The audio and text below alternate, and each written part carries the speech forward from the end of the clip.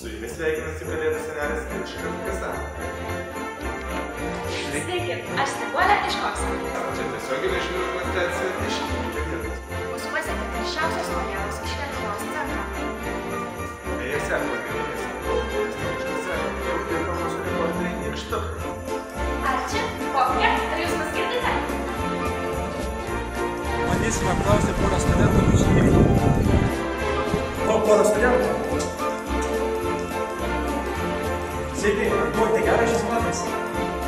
Geras. Tai labai gerai, o jūs? Ar žinote, kas vyks gruodžio 18 dieną? Tam plakatas? Taip, būtent. Tas kalėdinių mokslo plakatas? Taip. Ar būsite jame? Pasistengsiu. Labai lauksim, iki susitikimų. Anykščių studentų. Sveiki, studentai. Aš labai starčias. Ir aš tai turiu metais jau apklausti, kad neišėčiau. Žinote kas? Kalėdos. Būtent. Man galvoti kalėdų šventę? Kur?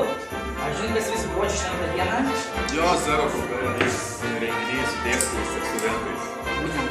Mes ateisime šiandien su SA, viešosios studentų asmenybė. O, ir dar draugų atsiųsime. Puiku, man girdėti. Bet aplankė jūs Kalėdų dvasia. Taip, kalėdų